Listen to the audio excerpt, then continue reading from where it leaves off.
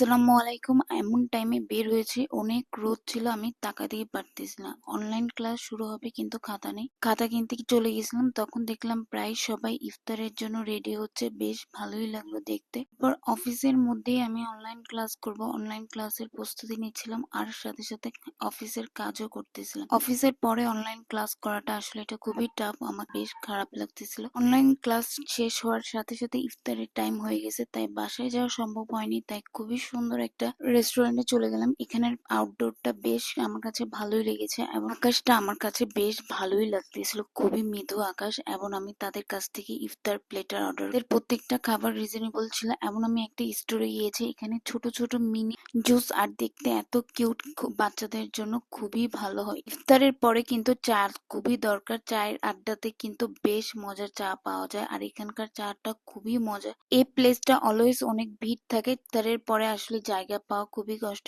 এরপর বাসায় চলে আসছে, আমি অলওয়েজ ট্রাই করি ডাবল ক্লিনজিং করাই। ডাবল ক্লিনজিং করার পর আমি আমার মুখে একটা ভালো ফেস ওয়াশ ইউজ করি, তাই আমি রিসেন্টলি এই হিমালয় ফেস ওয়াশটা ইউজ করতেছি। এই ফেস ওয়াশে আপনি পেয়ে যাচ্ছেন 5টি নিম, আর নিম আমাদের ফেসের জন্য খুবই ভালো।